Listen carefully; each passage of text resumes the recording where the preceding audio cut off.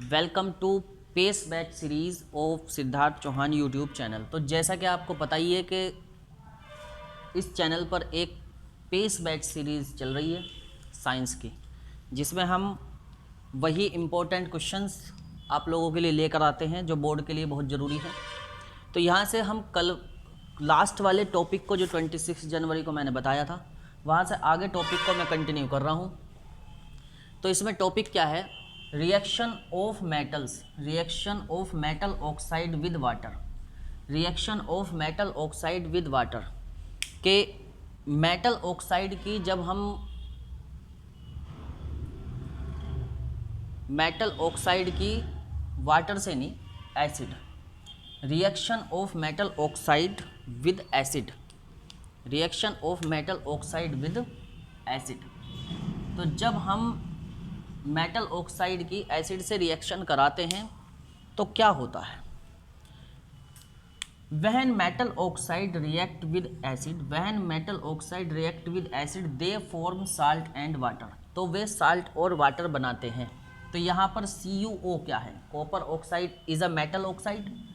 When CuO react with acid HCl then it will form CuCl2 and H2O। जब copper oxide hydrochloric acid के साथ reaction करता है तो कॉपर क्लोराइड और वाटर बनाता है, कॉपर क्लोराइड और वाटर बनाता है। कई बार कॉपर क्लोराइड का आपसे कलर पूछा जाता है, right the colour of copper chloride.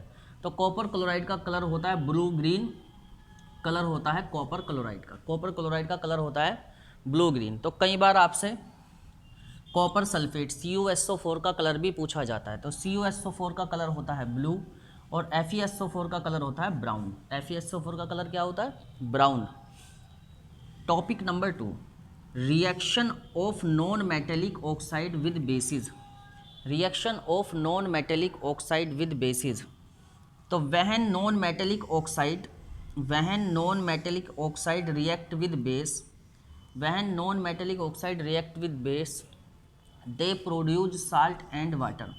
तो वे साल्ट और वाटर बनाते हैं जब हम नॉन मेटेलिक ऑक्साइड के बेस के साथ रिएक्शन कराते हैं। तो नॉन मेटेलिक ऑक्साइड में होता है कार्बन डाइऑक्साइड, क्योंकि कार्बन मेटल नहीं होता और ना ही वो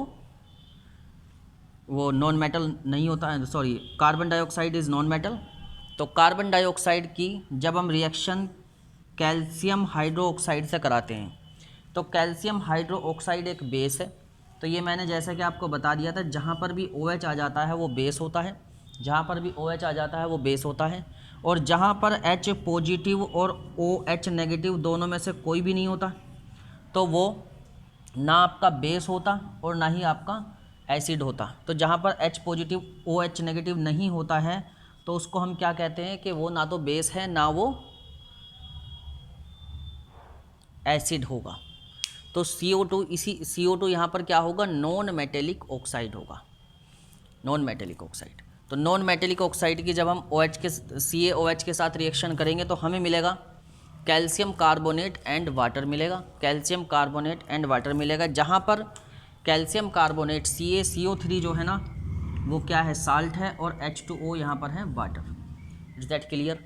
फिर इसके बाद कुछ और इम्पोर्टेंट बातों पर आते हैं। Non metallic oxide are said to basic in nature.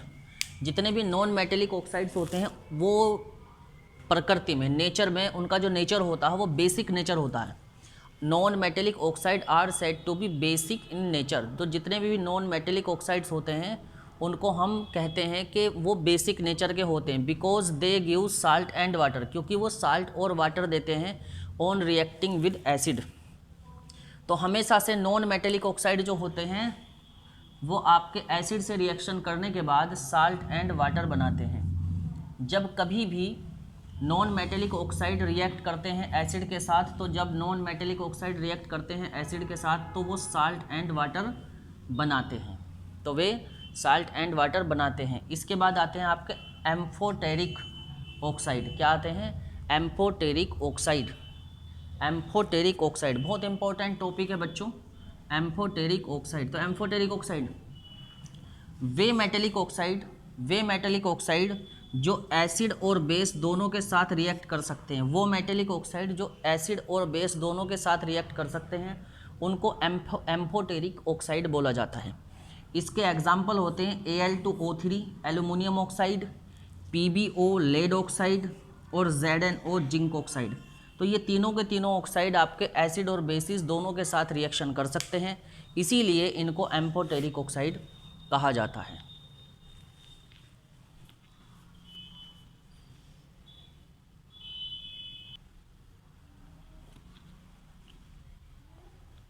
All acidic solution conduct electricity. All acidic solution conduct electricity. जितने भी एसिडिक सॉल्यूशन होते हैं वो इलेक्ट्रिसिटी को कंडक्ट करते हैं। All acidic solution conduct electricity. जितने भी एसिडिक सॉल्यूशन होते हैं वो इलेक्ट्रिसिटी को कंडक्ट करते हैं। तो यहाँ पर मैं कुछ आपको, तो होता क्या है, because of formation H positive ion. Electricity conduct वो इसलिए कर पाते हैं क्योंकि वे H पॉजिटिव आयन को क्या करते हैं, फॉर्म करते हैं जब वाटर में एसिड को मिलाया जाता है। जब वाटर में एसिड को मिलाया जाता है तो होता क्या है कि अगर मान लीजिए हमारे पास डिस्टिल वाटर होगा तो डिस्टिल वाटर में इलेक्ट्रिसिटी पास नहीं होती। अगर H2O में हम एसिड मिला देते हैं तो H पॉजिटिव आयन वहाँ पर बन जाता है, H पॉजिटिव आयन वहाँ पर बन जाता है, जिसकी वजह से एसिडिक सॉल्यूशन जो होते हैं वो आपके इलेक्ट्रिसिटी को कंडक्ट कर सकते हैं। एसिडिक सॉल्यूशन क्या होते हैं, वो इलेक्ट्रिसिटी को कंडक्ट कर सकते हैं। Solution of any compound and water react of acid. कोई भी कंपाउंड जो एसिडिक कंपाउंड है, कोई भी कंपाउंड जब वाटर के साथ रिएक्ट करता है, तो जैसे एग्जांपल लिया है मैंने एसिड का, HCl का। HCl ने H2O के साथ रिएक्शन करी तो H3O पॉजिटिव और Cl नेगेटिव बनाया। H3O पॉजिटिव Cl नेगेटिव बनाया, जहाँ पर H3O पॉजिटिव क्या है, हाइड्रोनियम आयन है। क्या है, हाइड्रोनियम आयन।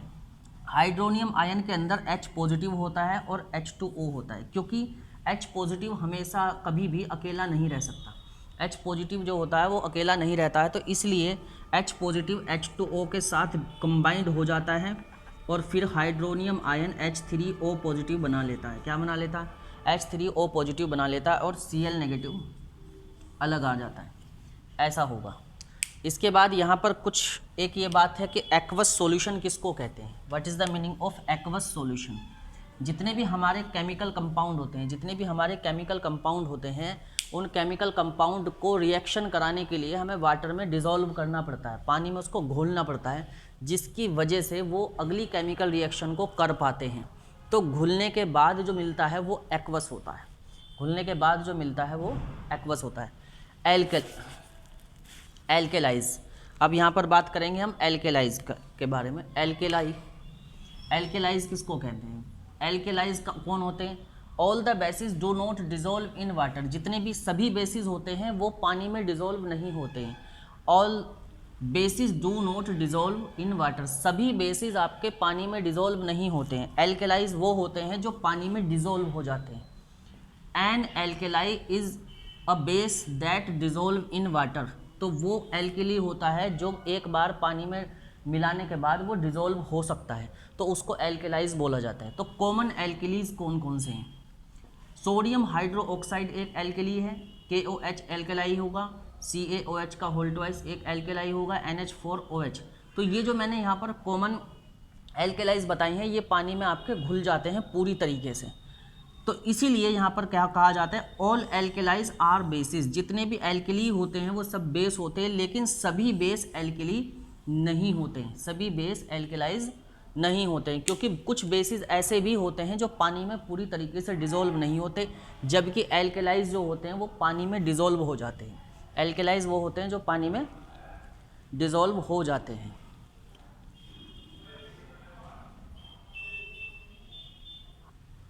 इसके बाद स्टूडेंट हम लोगों को इम्पोर्टेंट pH वैल्यूज़ करनी पड़ती है, मतलब जो याद होनी चाहिए। pH value of acid rain less than 5.6। तो pH value of acid rain less than 5.6। तो एसिड रेन का जो pH वैल्यू होता है वो 5.6 से कम होता है। pH value of our body, जो हमारी बॉडी होती है वो 7 से लेकर के 7.8 के बीच के pH वैल्यू पर काम करती है। टूथ डीके, दांतों में जो सड़न पैदा होती है वो पीएच वैल्यू 5.6 से अगर नीचे हो जाती है, 5.6 से नीचे होने पर तो आपका जो दांत होते हैं वो सड़ना शुरू कर देते हैं। पीएच ऑफ गैस्ट्रिक जूस का पीएच वैल्यू 1.2 होता है। पीएच ऑफ लेमन जूस 2.2 होता है। पीएच ऑफ प्योर वाटर 7 होता है। मिल्क ऑफ मैग्नीशिया पीएच होता है उसका 10। ये बोर्ड में कई बार पूछा गया है तो ये इम्पोर्टेंट हो जाएगा। पीएच ऑफ NaOH, तो NaOH का पीएच होता है 14। तो ये कुछ इंपॉर्टेंट बातें थी जो आपकी स्टूडेंट रह गई थी, तो ये इंपॉर्टेंट बातें भी मैंने आप लोगों को आज बता दी हैं। तो अब हम नेक्स्ट वीडियो में आपको कराएंगे कि अब जो आपके NCERT एग्जाम्पलर है उसके सॉल्यूशन करूँगा और एक्सरसाइज का सॉल्यूशन करेंगे। तो अगली वीडियो बहुत खास होने वाली है, तो उस वीडियो को देखने के लिए आप चैनल को सब्सक्राइब कर लीजिए एंड अपने फ्रेंड्स में शेयर कीजिए। तो it's okay student, best of luck for board examination.